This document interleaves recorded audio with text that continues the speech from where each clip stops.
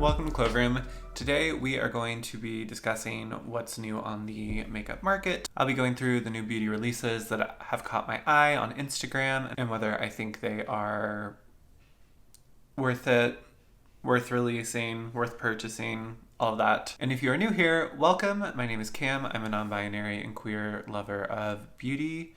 But as much as I love makeup, buying it, applying it, all of the things, I try to be pretty critical about what I end up purchasing, what brands I want to support, and just approach the ginormous, powerful, and quite wealthy beauty industry with some trepidation. So if any of that sounds good to you, I would love for you to subscribe, and if you could just go ahead and give this video a like. Let's assume you'll enjoy it, and we can get on with the new releases.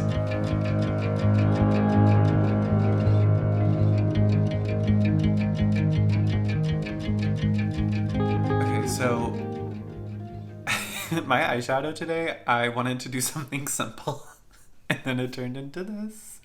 I truly cannot even tell you what's on my eyes. I use so many products. I never took my eyeshadow off, but I kept covering it with other things and concealer, and I don't hate it. It's just not really what I envisioned for today, and I still honestly don't know how it happened. I've also been trying to film this video for 2 days, and yesterday was just not a good day to film for a plethora of reasons, but I'm glad that we're here now. I should mention I'm mostly using Trendstopia for as the source of the new makeup releases on Instagram. I really enjoy their page because they post a lot of the new releases, but they do it with a little bit more of a critical eye than some of the larger accounts that do that work on Instagram, in my opinion. And I think I also have a couple in here from Makeup Release Radar, which I also enjoy. So I'll link both of those accounts below if you ever want to also follow along on Instagram on what the beauty industry is releasing.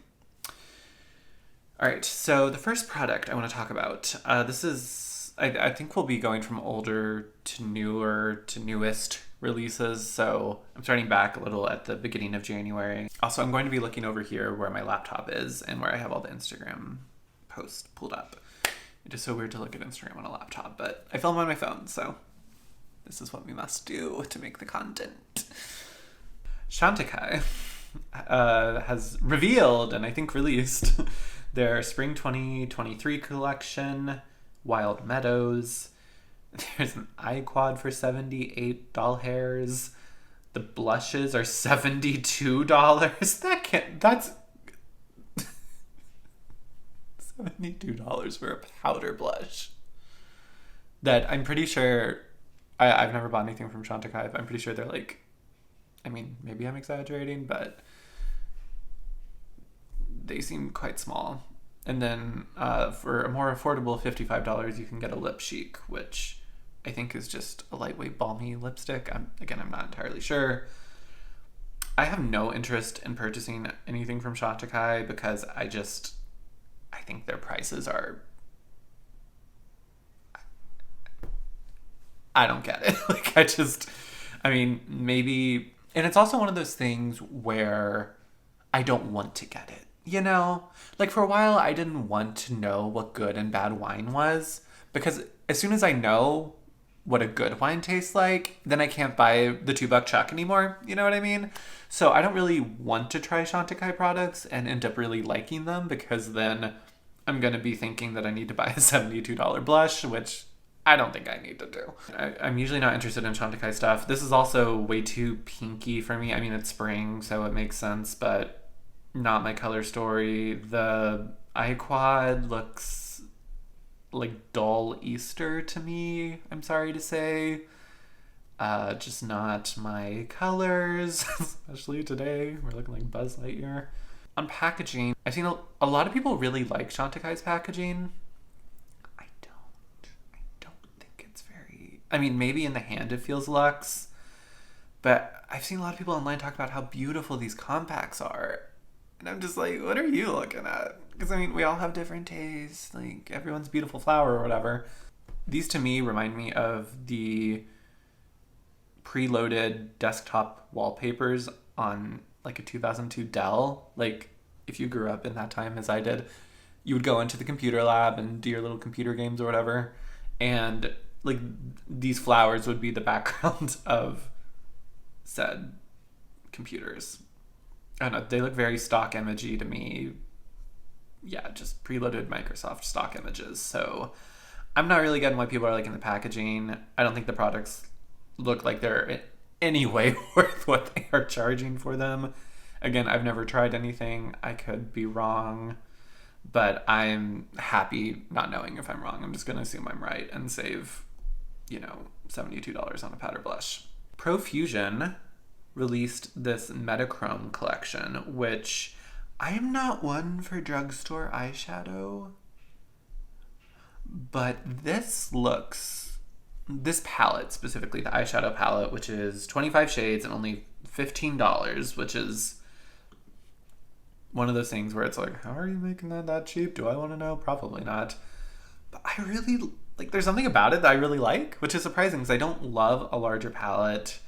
Again, I don't usually love drugstore eyeshadow releases, but I don't know, it's a type of thing where it's a little gimmicky. It sort of looks like a CD or a giant circle thing, but I like the color story a lot. It's somewhat of a rainbow palette, but a little bit more of a grungy rainbow. I think it does have multi-chromes in it.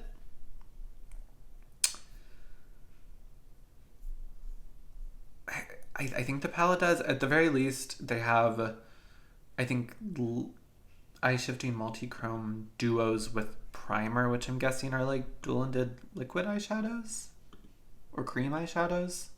Pigment and primer. Yeah, I think they're like cream pigments or maybe even pressed pigments. So I don't know if the actual palette, I'm guessing since it's called the MetaChrome collection, I don't know if the actual eyeshadow palette has multi-chromes in it. But anyway, I really like the color story. I've heard great things about Profusion's formula, so I would be interested if I do. I'm not going to seek this out probably, and I don't go to Walmart because what happens in Walmart should be prosecuted by the law. Actually, I was about to say should stay in Walmart, but I would not buy it, which is surprising because usually drugstore eyeshadow releases like this are automatic no's. I'd rather not buy them, save the money I saved from not buying them, and just buy one really nice eyeshadow palette, which is still probably what I will do. I really want the Kaleidos Escape Pod palette. What I'm trying to say is I really like this release. I think Profusion releases some really interesting makeup for the drugstore. I think if it's the same quality that people say their releases normally are, I think it's really great that they're making this type of eyeshadow and this kind of,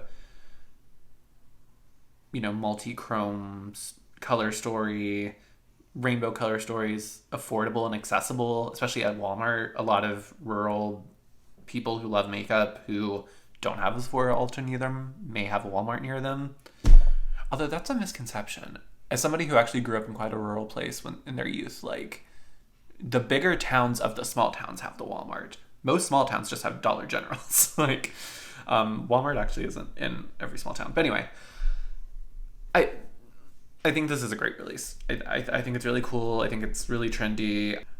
Exa Beauty, which is a brand, I really want to try their green color corrector. I think I'm going to buy that in February when my January no buy is over, because I have just been noticing my complexion is looking much too red for my liking. And their specific green color corrector is more neutral olivey green, which I think would also be good for me.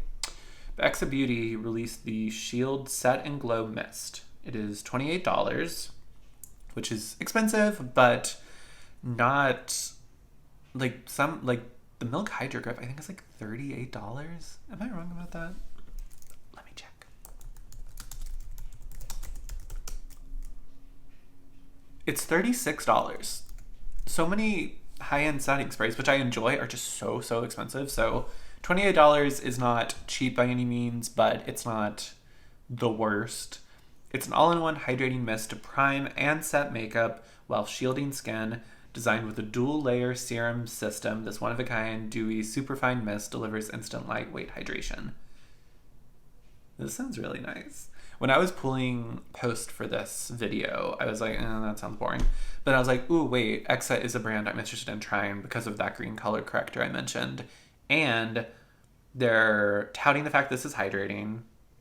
Love that. They're touting that you can prime and set with the mist, which you can do with any mist. But I like that they're touting that.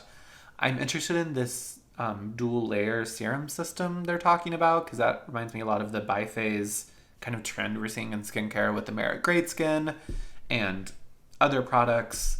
So that's interesting. I like that they're saying it's a superfine mist. Looks like you get a nice amount of product. It's under $30, which is better than a lot of other setting sprays. Still expensive, but what it makes me think of is I really like the Rare Beauty Always an Optimist mist, and I use this. Actually, didn't use it today. Yeah, I didn't. But I use this nearly every day to prime and set my makeup, and I really enjoy it. So, I mean, when I finish that one up, because I do finish sprays like that fairly often, I would definitely rebuy the Rare Beauty one. But if I'm already going to buy the green color corrector eventually, this is the type of thing that I would definitely consider throwing in the order if I'm done or close to done with my Rare Beauty spray.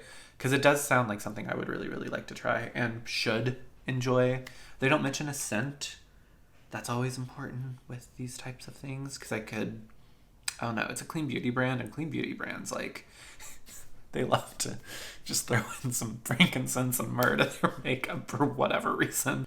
Givenchy is releasing the Prisme Libre skin caring concealer and corrector. Givenchy. So it's a line of concealers that mainly come in fair, light, and beige tones with like a few tan to maybe we're getting into dark. I don't think any of these are anywhere near dark, or I don't think any of these are anywhere near deep dark or dark complexions. And then the actual, and that's bad enough. The color range is pretty terrible. But then they're also releasing correctors that are so pale, which is great for paler skin. But if you're going to release those in this line, you should also release correctors that will work for people who don't have fair to light skin. Because these look like they have a lot of white and almost milkiness in them, and that's just not going to work for, honestly, most complexions outside of fair to light. So they're 37 euros, so I guess they'll be like 45 American dollars, I would think. I don't know. All items should be in US market by February. I'm not interested. This is a really limited and inequitable release, I would say. Yeah, pretty terrible. And it's weird because they have a whole range of powders that actually do go from quite fair to pretty dark, and they're color correcting setting powders, and those are really popular. But it's like they only made the liquid versions for the really light correcting powders. And even if it is a situation where they're like, we're going to add more in the future, it's like, well, no, like, then don't release it until it's all done. This one's funny to me. Natasha Denona, Natasha, is releasing the My Dream travel pouch with brushes. This release takes the look of her My Dream palette, which is ink splat, very Jackson Pollock, very, I never know how to say it, or Rorschach test. Do y'all know what I mean?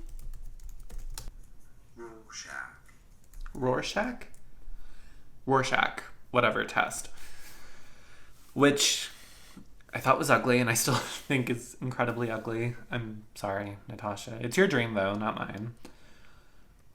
So, so many things to say about this one. So it's a bag with 3 soft dual-ended vegan makeup brushes. And it's a travel pouch. I would not want to use this to travel for my makeup because it doesn't really seem like there's a good place to put more like liquid bottle type products. There's only pouches, and even in the promotional images, they only have the brushes with some lip products, and I think it's the My Dream collection, so an eyeshadow palette and a cheek palette, which that looks like it works, but I feel like it would be kind of awkward to store things, and like the little half pouch they have on one side seems kind of useless to me. So I don't think it's a very good bag from what it looks like, and I'm sure it's okay. It's made somewhat well, but it looks very much like, you know, a Sonia Kashuk bag that you could buy at Target. And then there's these brushes. And so when this was released and I saw it, I was like, oh, that looks like a gift with purchase. That for sure looks like a gift with purchase. Like very akin to something where, you know, you spend $100 on the Natasha Denona brand website and we'll throw in this My Dream travel pouch with 3 dual-ended brushes. And sure. So I almost feel like they're releasing it so that they can have it later to do gift with purchases and bundles with, and basically just give it away as a gift with purchase. So I was like, okay, I feel like they probably know that not a lot of people are going to buy this because it just doesn't look that impressive. The brushes, maybe they're really nice. I mean, when they say vegan makeup brushes, that means synthetic. I don't mind synthetic brushes. I mostly use synthetic brushes on my face. Honestly, most synthetic brushes are pretty created equally, and the Real Techniques brushes at the drugstore, I'm sure, are, if not the same, I would actually probably hypothesize that they're better than these. So I was like, okay, so they're just going to release this as an item, but they probably know that people aren't going to buy it. And then I saw the price. They are selling this for $139 for the little bag, or maybe not little bag, but for the bag and the 3 dual-ended makeup brushes. Maybe they really don't want to sell this, because who on earth is buying this? Because that is a horrific deal. And also the three brushes, 2 of them are the most average looking eye brushes and eye shapes. And the complexion brush maybe could be nice. But the bag does not look, it just looks so, I don't get it. I literally just think they are, in conspiracy theory time. I literally think they're just releasing this with the $139 price tag so that when they put it in bundles and when they give it away as a gift with purchase on their website, they can say it's $139 value, which it's not.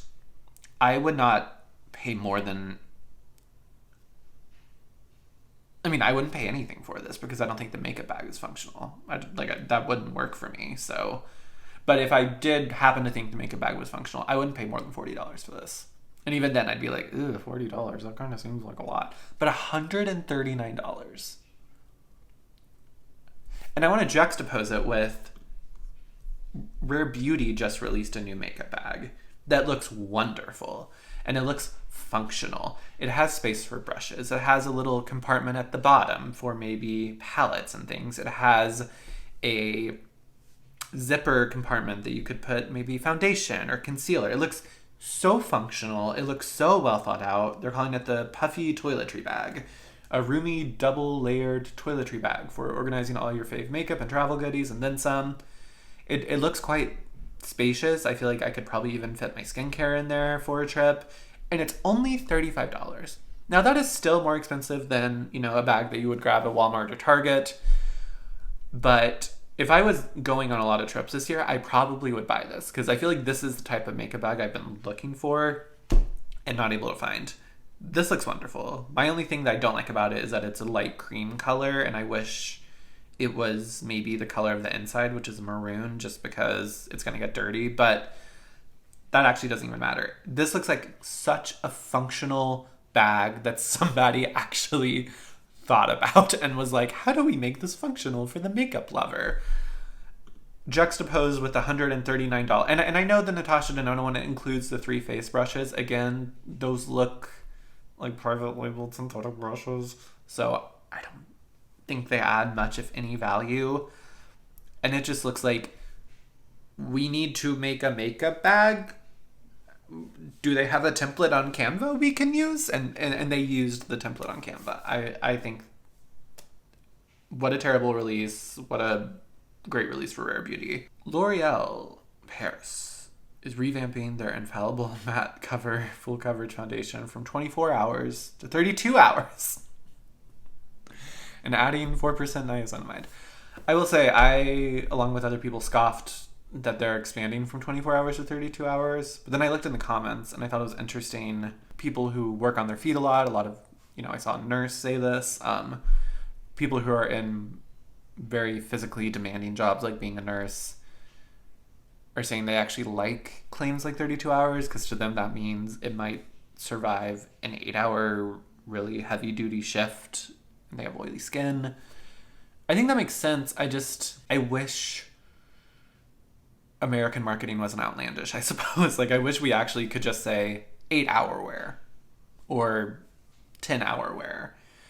Like, the fact that we keep having to... Everyone knows this won't last for 32 hours, and it shouldn't last for 32 hours. Please don't wear your makeup for 32 hours. But because everything gets so ramped up, especially in the drugstore marketing world, where, again, I think people do use claims like this on complexion and mascara products, I just wish they could actually be realistic and be like, it'll, like, work shift. This will survive a heavy-duty work shift instead of, 32 hours, which some people do have overnight work shifts, so... But this one is, I just wish marketing wasn't so outlandish. Also, does it matter that it has 4% niacinamide? I am not I know a trend is, and it's been a trend for a while, is skincare claims and makeup, and I'm incredibly unconvinced that niacinamide needs or should be in foundation, but whatever. Makeup Revolution released a Minnie Mouse collection. What's one of my favorite things that a lot of beauty gurus do?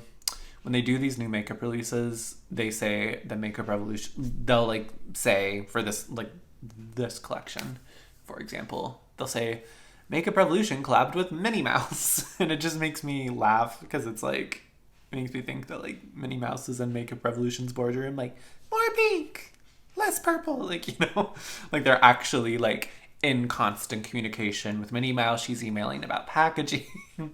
But not that they're just clapping with executives at Disney. I like to picture that Minnie Mouse was, on the ground floor of this release. Anyway, Makeup Revolution has a Minnie Mouse collection. And I think it is really ugly. I think it is extraordinarily ugly. They're like most Makeup Revolution collections.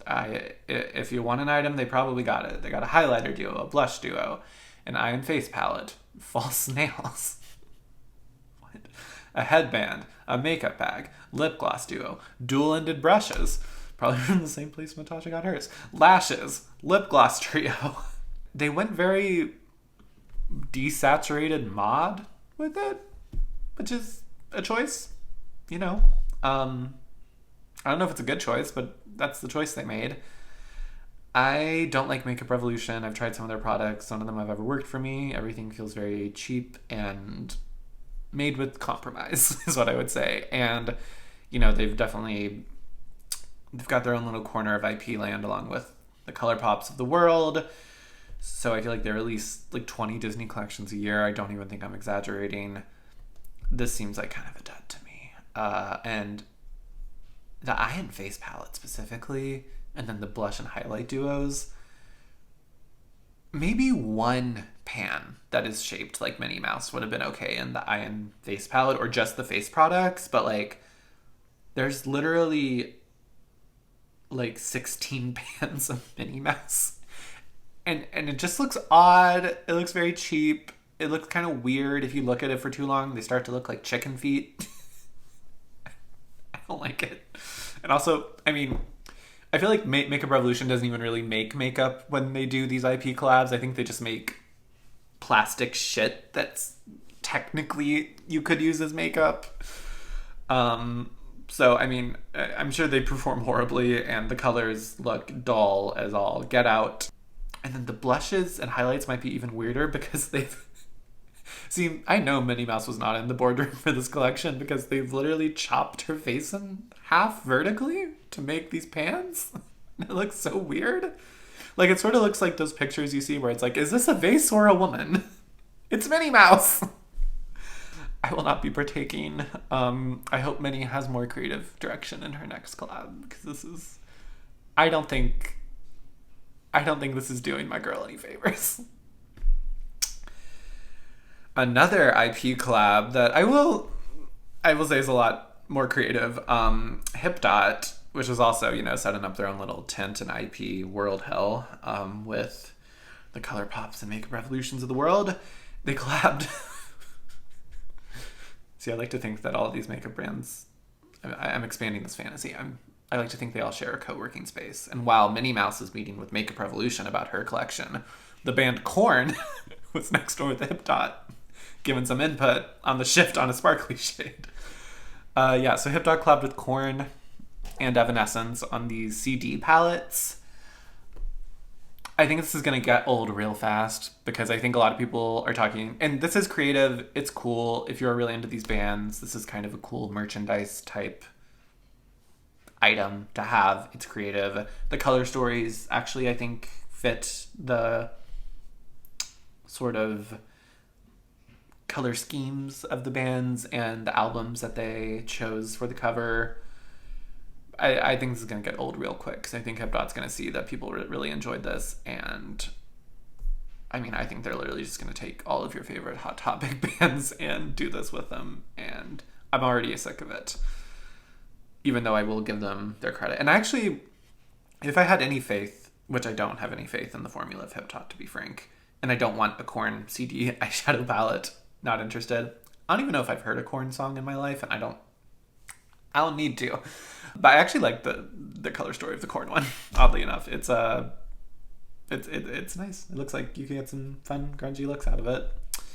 The one I've heard more people talking about, because I follow a lot of gay people and queer people and such, is the Evanescence one. I think it's also really pretty.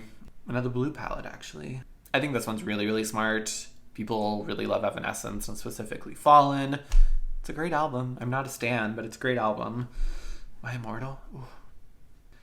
But what I will say, because I'm trying to think of this in the perspective of this, if they had done an album from that time that I was really, really connected to. And the two I came up with when I was talking to a friend about this was Breakaway by Kelly Clarkson and Metamorphosis by Hilary Duff. If HIPDOT does one of those as an eyeshadow palette, that will be tougher to say no to. I still think I would. Although, gosh, a Metamorphosis eyeshadow palette? That would be hard to say no to. But I still think I would say no to, and here's why. I would not buy any of these, because it's not like Pat McGrath is making them. I don't have faith that these are quality formulas. Their purpose, I feel like, is not to be makeup products, it's to be merch. So then it becomes, is this thing worth buying and having? And what I always go to is, where would I put this? Because I wouldn't really store it with my actual eyeshadow palettes, because they're in a drawer, or they're on my vanity because I reach for them every day. And I would not want this to be in storage, because I would want to see it since it's more of a collector's piece, but I also wouldn't want to put it with my active eyeshadow palettes. And I don't really have a place for things like this in my house right now. If I had a full beauty room where I could display some of my favorite pieces of makeup, maybe it would be worth getting if they did a Breakaway or a Metamorphosis one. But even then, I think we all as a society would be happier with our purchases if we only bought things we had space for and actually knew that we would either use or really value having in our house. Because I just don't think, even if, again, this was an album, if they did an album that had emotional importance to me, it would just be another thing that would be away in a box, I think, for me. I don't have any place to put it. So if you're really struggling with buying these, just really ask yourself, would I actually get value of owning this? Or is it just, I think I love Evanescence and I love eyeshadow. 1 + 1 = 2. I must buy this. They made this for me. Because also, if you were an Evanescence, you probably have that CD. So do you display the CD in your house?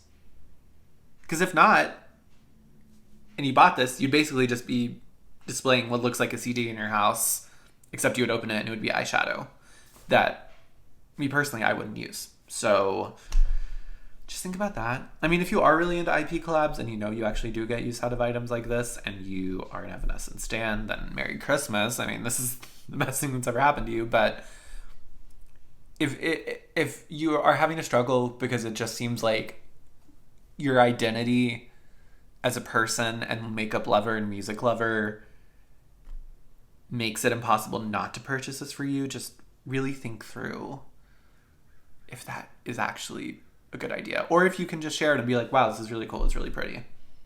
And maybe just buy an Evanescence poster on eBay, you know? And if you don't want to buy an Evanescence poster on eBay because you don't like displaying band posters, then don't buy the eyeshadow CD palette, because I don't think that would be something you would want to display either if you're not into band merch. Tarte is releasing a Maracuja Juicy Glow foundation, which will come in 22 shades, which I don't know if there's a shade range on this post. There's not.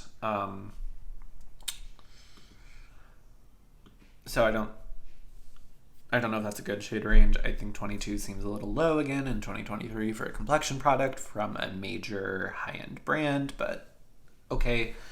Medium coverage, dewy finish, soft focus effect, blurs fine lines and pores, and lets your real skin peer through. My two things I want to say about this. One, is this like Tarte's 20th foundation? They have so many sub-ranges in their line that have so many sub-foundations and concealers. I cannot keep up with all of their complexion products. I feel like they would maybe do well to cull some of that, and because I feel like there's face tape and shape tape and Amazonian clay and creaseless and surfer Tarte rainforest of the sea. There's so many foundations and concealers and complexion products that they already have. So, but I feel like they release a new foundation fairly regularly, and it's just like, this one? Do you not have one that's like this already? Two, I think their description of this is interesting because it has every trend in complexion in it right now, except they call it a dewy finish, which I think is interesting because I do think brands are going away from saying dewy, because I don't think super dewy skin is quite as much in right now. But everything else they say about this foundation is very on brand. Soft focus effect. Everyone wants to look like a TikTok filter because, how do I say this nicely? All the major beauty TikTokers, they don't get how they appear on TikTok never has anything to do with their makeup and always has to do with the filters they use, in my opinion. So I think everyone doesn't even want to look like doesn't want their foundation to look like actual foundation does. They want it to look like a TikTok filter, which I don't think is possible, but whatever. Blurring is very in right now, and then letting your real skin peer through. People really want skin-like, and they want blurring, and they want a filter. So this seems very on trend. Again, I think it is interesting that they do still lead with the dewy claim. I would think that marketing would be like, let's just use all the other buzzwords and not say dewy. I have no interest in anything from Tarte. They're just not a brand whose products or aesthetic I enjoy. Oh, I have a lot to say about this. Please don't hate me if you're a big Pat McGrath fan. Pat McGrath released the Love collection for, I'm guessing, Valentine's Day, which is approaching. So in this collection, you have 3 6-pan eyeshadow palettes that are $65 each. I think one is all matte, which is notable since that is the formula I feel like Pat McGrath is least known for. You have Longwear liquid eyeshadows, which I believe is a new formula. I think, correct me if I'm wrong, Pat McGrath stands, but I haven't seen a liquid eyeshadow that looks like this from her before. And those come in 8 shades, I think, and are $29 a piece. There's 2 re-releases of blushes, or just re-promotes, I guess, because I don't even think the packaging is different. Desert Orchid and Flirtatious. Flirtatious is a great blush. It's a great blush. There are Satin Allure lipsticks, Nude Venus, In the Flesh, and Crimson Ecstasy. I feel like In the Flesh and Nude Venus are not new. Crimson Ecstasy might be. Again, I am not entirely sure on that. And then there's a Blurring Under Eye palette in Translucent, which is just a re-promote, which is definitely old and not new.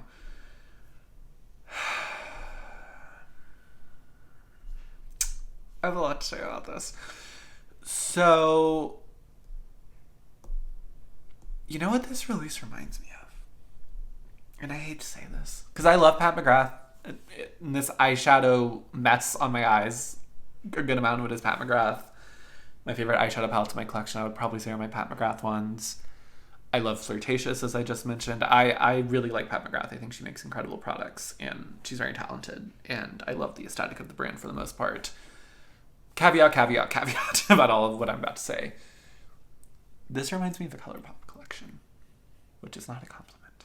And it reminds me of a ColourPop collection, and I'm not saying the quality is ColourPop-like at all. The quality could be incredible. I would be surprised if it wasn't, because I really like Pat McGrath. But it reminds me of a ColourPop collection, and I feel like Pat McGrath is unfortunately steering this way with her collections, because it has the eyeshadow palettes that are technically new, I think, but they're nothing new from the brand. They're easily dupable. I mean, I know one's an all matte palette, but the shades that are in these are easily dupable in her own line. So you have the kind of ColourPop thing of like, is that a new palette or is that one you've already released? She's re-promoting products in this release, which luxury brands do, I feel like, quite a bit more than other brands, but she's re-promoting products, which ColourPop will randomly re-promote, like a liner or a random blush in collections, in my experience. I was about to make a joke that she could have at least slapped a sticker on the blushes to make them different, but maybe it's good that she didn't, considering Star Wars sticker grade. If you know, you know. If you don't, I'll link the video about it below from, I believe, Monica Bell Beauty. That was a whole other mess for Pat McGrath.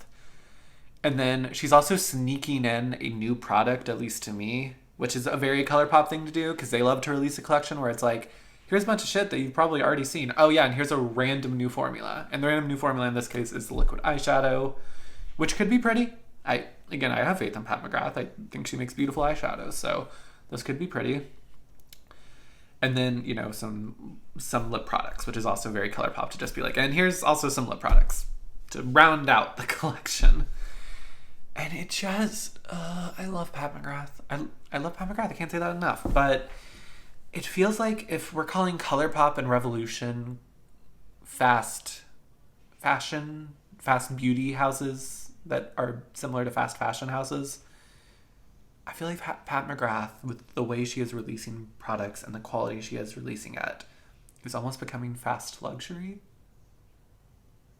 Which I hate saying, because again, I love Pat McGrath, but it just doesn't feel as special anymore. This collection, like I said, it just reminds me of the way ColourPop structures releases, which is not a compliment. And also, I don't think Pat McGrath has ever... I feel like Pat McGrath is trend ambivalent, where she's never really behind, but she's also never looking at them. Like, her releases are basically, here's my vision, and I'm going to release it. And I think, as I've seen Hope Mess Tom point out before, the last 2 years, she's really gotten a lot less artistry and kind of... I mean, if you look at these eyeshadow palettes, they're very wearable, which is great. It's great to have wearable eyeshadows, but they're not nearly as imaginative as... You know, like, I don't think... Oh, that's not the one I want. Like, I don't think she would release Midnight Sun right now.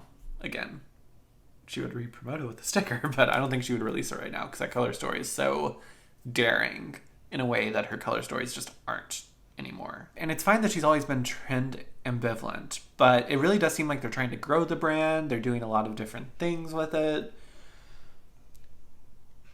And Pat McGrath maybe has my favorite eyeshadow formula. Not maybe. She has my favorite eyeshadow formula I've ever tried, which is her baked special shades. The bake shades, the special shades. And what's trending right now, as we just saw from Oden's Eye, Charlotte Tilbury had a really successful, or it appeared successful, I don't know the numbers, but it appeared to be successful from what I saw of Charlotte Tilbury's single eyeshadows from her holiday collection. Why on earth, in my opinion, of course, are we releasing new formulas with this liquid shadow? And in the Star Wars collection, there was a potted cream eyeshadow. Why doesn't Pat McGrath just design a really beautiful component that's not just her plain black lacquered packaging, but is also not cardboard, that's, you know, a really heavy, beautiful, luxurious single shadow component, since that's really what is trending right now. And release a whole line of new baked shades that are single component eyeshadows. She could easily charge $45 to $50 for them, and I think they would still sell quite well. Why doesn't she just do that? I don't get it. I don't get releasing liquid shadows and cream potted shadows that I just don't... I mean, maybe... I haven't seen anyone review or talk about the liquid eyeshadows. I don't even know if they're out yet, so maybe they will be very wham bam, thank you ma'am, but the cream shadows did not look like that. They looked like very natural one and dones, which is not what I want from Pat McGrath. I want sparkly to the gods, we're raving in heaven.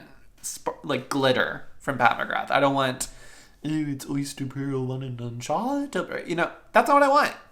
That's not what Pat McGrath does. So I just don't get this release. I really don't like it. All of this is a pass, if you cannot tell. It's all a pass. Oh, and the other thing I really want to talk about is Pat McGrath. The other thing that I think is a really big problem for her, you know how, if you go to a market, you know, maybe in a foreign country or even, you know, in New York or antique shops, you go to a market with a friend and you've been a bunch before and they've never been. And you know that this is a market where you haggle, where haggling is the norm, and prices on items are starting points, and you should never pay the starting point. And your friend picks up a hat, and they're like, "Ooh, I really like this hat, and it's only $20. That seems like a good price. I'm gonna buy it." And you're like, "No, friend, no. Don't ever buy anything here for the price that they list on it. You can easily get that for $15, if not less." And you know that's what you do at these types of markets.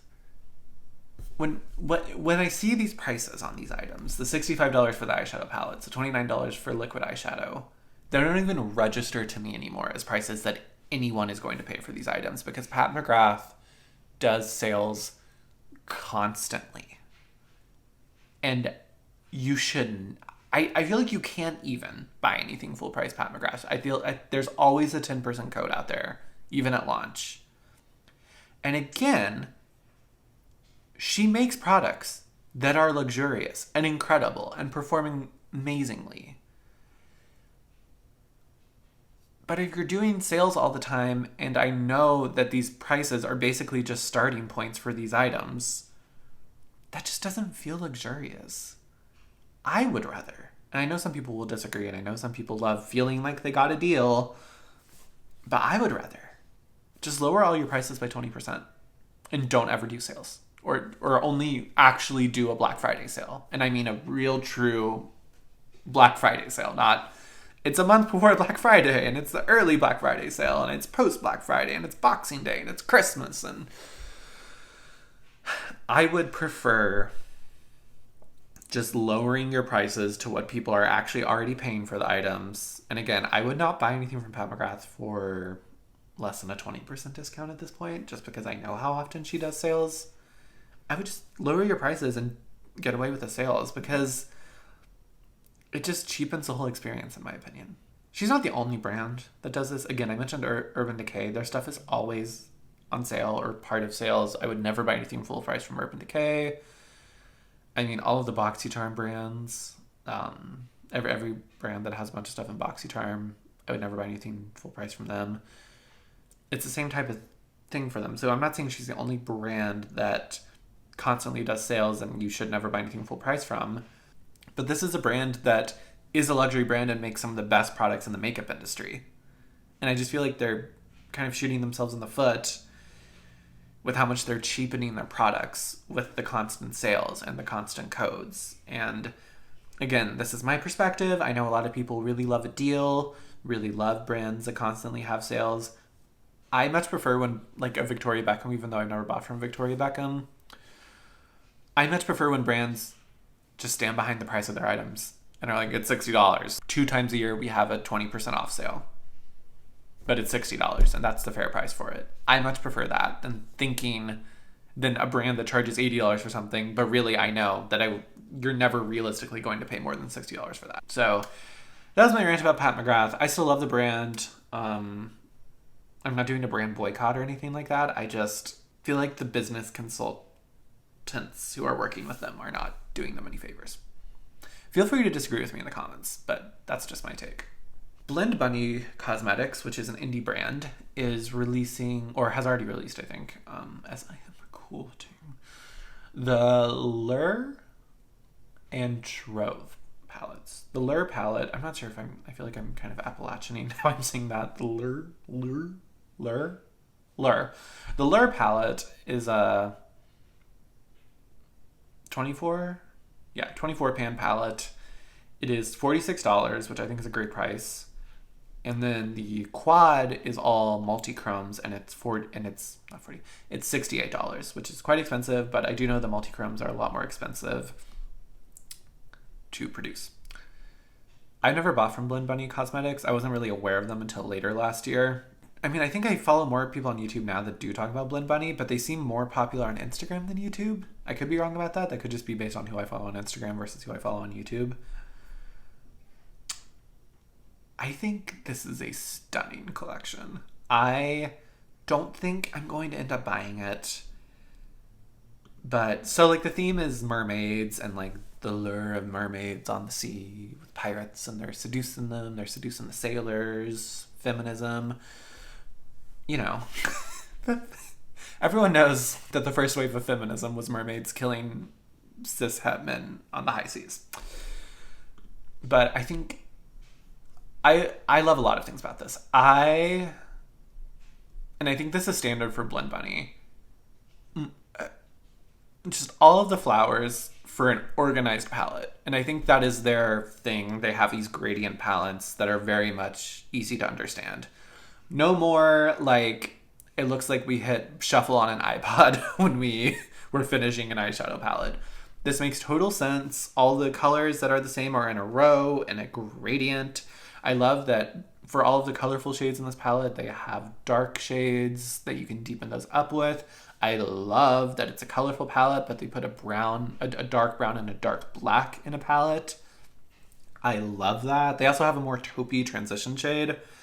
But I don't mind as much when palettes don't necessarily have inner corner highlights or transition shades, because those are so easy to get from, just a bronzer or blush or highlighter in your collection already. But I do sometimes get annoyed when palettes, even if they are colorful, don't have a black or a brown to deepen up looks with. I think it's brilliant that this does. The colors are beautiful. It totally goes with the theme.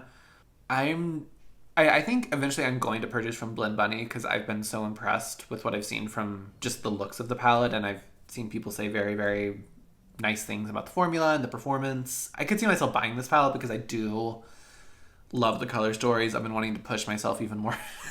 Maybe not this much, but I've been wanting to push myself with color. I don't know about the pink row or the pink column. And I also don't like the two rightmost columns. I'm not sold that I would get that much use out of. And it's just a little bit too big of a palette for me. The third row, which is the more medium value shades of everything, even though I would like to keep that dark brown, and I like that dark brown is included in this palette, I think I could actually take that out and, I could just make those shades from the lighter and the darker shades, and then maybe even take out the two columns of the pink and blue. If I was editing this is just me personally. But I do really like it, and I do want to eventually this year try Blend Bunny. I am not a multi-chrome person, and I don't know if I really plan on becoming one because it seems like a very expensive thing to get into. So the $68 multi-chrome quad, I will pass on. I will say, again, as props to their organization and curation of this collection, I love that they didn't put those more expensive shades in the bigger palette, so it can be the $46 price tag. And then if you want the really lovely, beautiful multi-chromes, you can pay the multi-chrome prices in the quad. I think that's great, because I think $46 is a great price for what looks to be a super quality and well-curated eyeshadow palette. So yay, Blend Bunny. I am following their career, or, well, their Instagram. I'm following their Instagram. Dandelions Company Co. Dandelions Co. We'll call them Dandelions. I've never heard of this brand, but I saw this on. This one is from Makeup Release Radar. They collabed with a creator called Basket Case Beauty, who I now follow on the Instagram.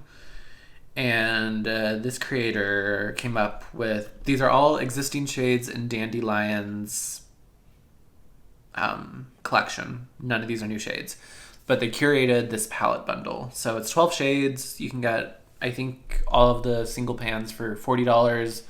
You can get them for $50 if you want them in an actual eyeshadow palette.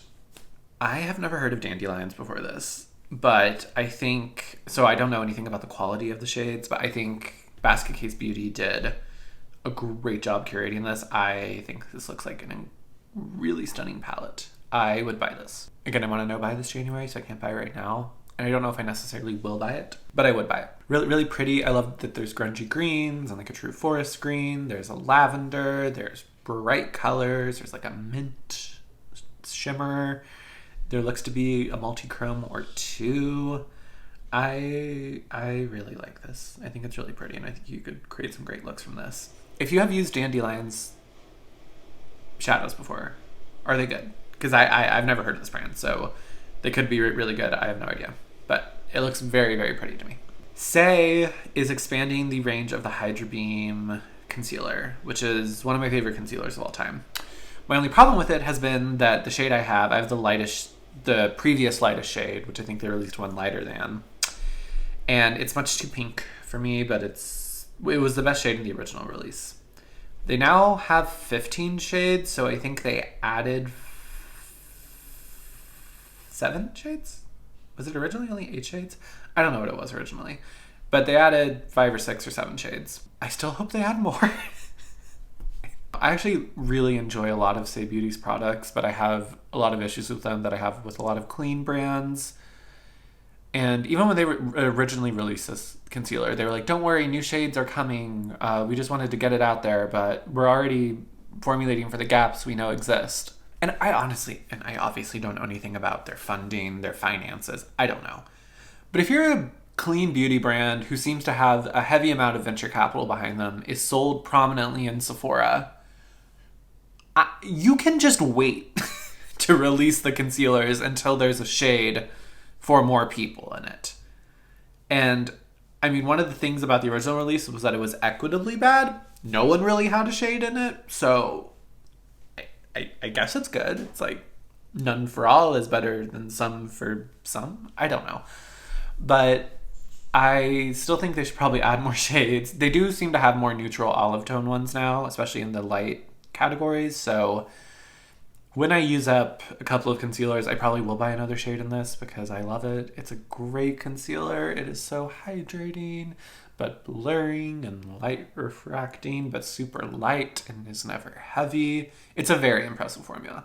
With all of my annoyances with Saie, it's a very impressive formula. So if you do have a shade in this now and you didn't before and you're thinking about it and you have a space in your life for a concealer and a space in your budget, I highly recommend it. I think it's beautiful. Okay, and the last thing I want to talk about, this was just, I think, unveiled today as I record this on Saturday, the 21st. Nomad Cosmetics new palette. It is called the Verona, or it is the Verona palette. It's 18 pans, mattes and shimmer. It's inspired by the duality of Romeo and Juliet. It is $47. I've not tried anything from Nomad. They're another brand like Blend Bunny that I would love to try from this year. I've heard a lot of great things about their palettes. I think the themes are often cool. They really go all the way when they release an eyeshadow palette and with the theme, and their color stories are really cool. If I do buy from Nomad this year, though, this will not be the palette I buy for a few reasons. I think, and I will say, as a piece of makeup, I think this is really beautiful. I think it's really creative. I think even though the red pinky shades, and I actually just watched Corbone's video about this, which I can link below if you actually want to learn more about this eyeshadow palette. They did a good review of it and, applied it and such and swatched and all of that good stuff. The left side with the reds and even they look pink. I feel like they may be actually more red in real life. That's just not a side that I'm going to get a ton of usage out of. And then the blues are also not a side I'm going to get a ton of usage out of. Again, I like blues as a compliment, although there seems to be more variety over there. And again, as I saw in Corbone's video, there's the bottom row is more purpley and the top row is more gray. So I kind of like that. I think that is like a 9 pan I would maybe be more interested in than this total palette. Although there is the contrast is compelling. Taking myself out in my preference and my preferences on what I want to buy in an eyeshadow palette, it is a really compelling release because the sides really do contrast quite beautifully. You know, you really see the inkiness and the gray and the grunge out of the cool side, and then the warm side really pops in comparison to that other side with the brightness. So I think it's beautiful. I think they did a great job. The packaging looks really, really pretty. I don't love that it's like the flap style opening. I don't think anyone does. It makes sense for this collection, but like, it's one of those aspects where brands are like, we need to be more creative with eyeshadow palettes. And it's like, I totally get why you would think that, but no. I mean, yes, maybe, but no, not like this. But overall, I think it's a stunning palette. It's just, again, not my color story. And I hate Romeo and Juliet. I hate it. Sorry. It was my least favorite Shakespeare I read in high school. We had to read that one, Julius Caesar. I don't think I read Shakespeare junior year because I did American Lit. And then Macbeth. Macbeth. Someone should do a Macbeth collection. A Lady Macbeth collection. I always say that Lady Macbeth was the original Real Housewife because she was going places whether people liked it or not. Not that I endorse the actions of Lady Macbeth. So those were all the new releases I pulled. I would love to know your thoughts. Did you agree with anything I said? Did you disagree with anything I said? Are you stunned? Are you amazed? Are you scandalized? Are you bored? You know, tell me in the comments. I would love to hear it. And thank you so much for watching this video. Again, if you enjoyed it and you haven't already, please subscribe. I would really appreciate it if you gave this video a like. And I hope to see you next time. Hope you are doing well. Bye, y'all.